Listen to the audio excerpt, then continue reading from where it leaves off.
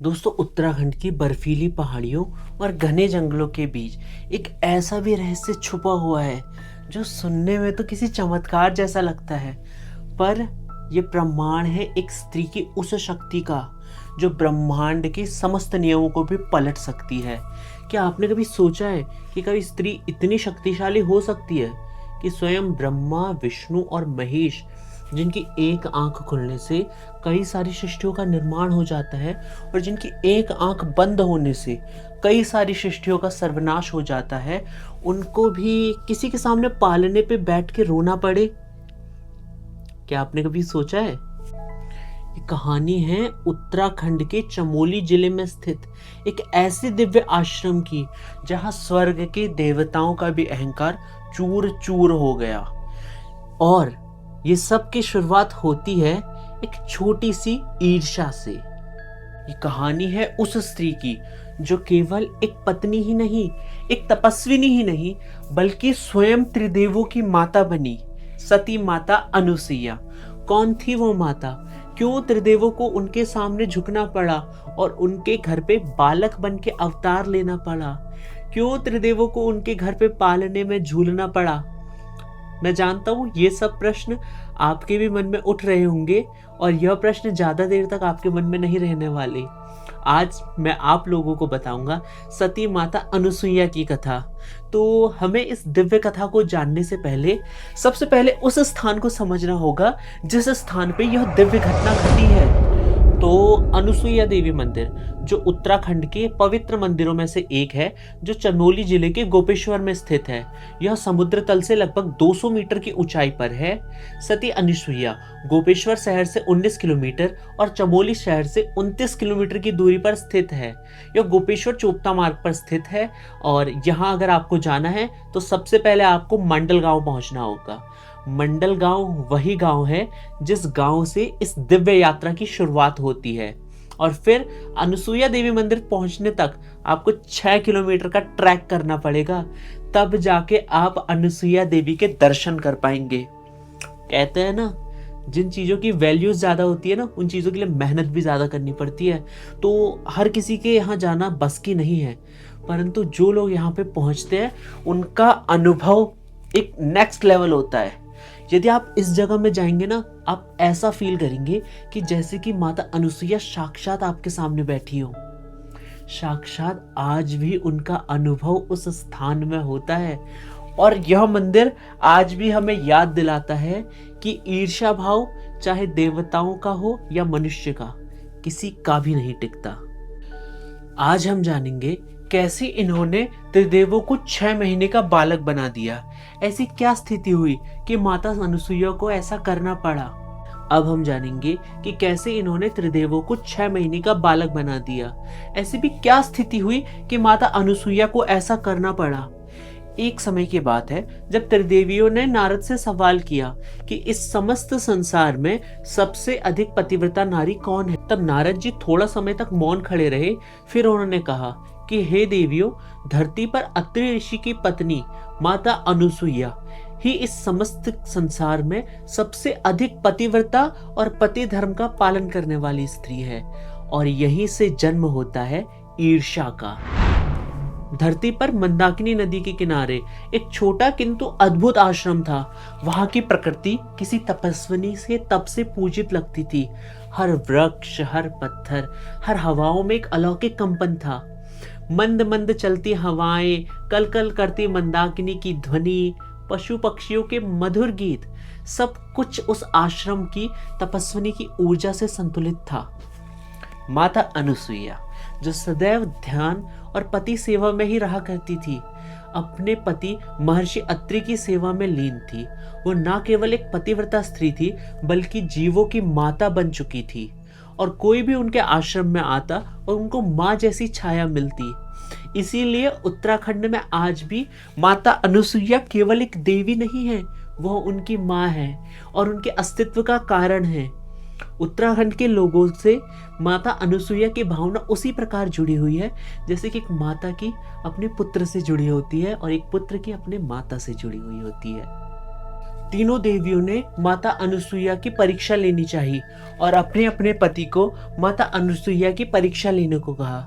परंतु त्रिदेव नहीं चाहते थे कि वो माता अनुसुईया की परीक्षा ले, परंतु त्रिदेवियों के कहने पर उनको ऐसा करना पड़ा। त्रिदेवियों ने जब उनको विवश कर दिया था उनकी परीक्षा लेने के लिए, तब त्रिदेवों को अंत में उनकी परीक्षा लेने जाना पड़ता है और यहीं से शुरुआत होती है एक इतिहास की। जैसे ही त्रिदेव माता अनुसुईया की परीक्षा लेने जाते हैं तो सबसे पहले वो अपना रूप बदलते हैं। वह उधर स्थान में जाने के लिए एक ऋषि का रूप धरते हैं। उनके चेहरे सामान्य नहीं थे, मानो आंखों में चमक थी और उनके चेहरे में कुछ छुपा हुआ हो। उन्होंने माता को आवाज लगाई, अलख निरंजन भिक्षाम देहि, दे माई भिक्षा। इस तरीके से कई प्रकार के शब्दों से संबोधित करके उन्होंने माता से भिक्षा की याचना। माता अनुसुईया भिक्षा की थाल लेकर बाहर आई। उन्होंने कहा, लीजिए ऋषिवर, भिक्षा ग्रहण कीजिए। तब उन्होंने कहा कि हम बहुत दूर से आए हैं और थक चुके हैं। लंबी यात्रा करने की वजह से हमें बहुत भूख लगी है। यदि आप हमें अपने आश्रम में भोजन करवाना चाहें तो हम यहाँ भोजन करेंगे। तब माता अनुसुईया ने कहा, ऋषि आप थोड़ा प्रतीक्षा कर सकते हैं, मैं आपके लिए भोजन तैयार कर लाती हूँ। तब ऋषि ने कहा कि माता, हम बहुत कठिन नियम धर्म वाली स्त्री है, हम तभी भोजन ग्रहण करेंगे जब आप निर्वस्त्र होकर भोजन कराएंगे। एक क्षण के लिए मानो पूरे वातावरण में सन्नाटा छा गया। एक साध्वी के लिए यह एक शर्त, एक प्रकार की उनकी मर्यादा की परीक्षा थी। ऐसी स्थिति में कोई भी स्त्री विचलित हो सकती है। एक तरफ ऋषि का मान रखना था और दूसरी तरफ अपने पति धर्म का। परंतु माता अनुसुईया विचलित नहीं हुई। उन्होंने अपनी आंखें मूंद ली और भीतर ही भीतर कहा, यदि मेरा पति ही मेरा परम देवता है और अगर मेरी सती शक्ति की मूर्ति है, अगर मैंने कभी भी किसी अन्य पुरुष पर नजर नहीं डाली, तो यह तीनों ऋषि 6-6 महीने के शिशु बन जाए।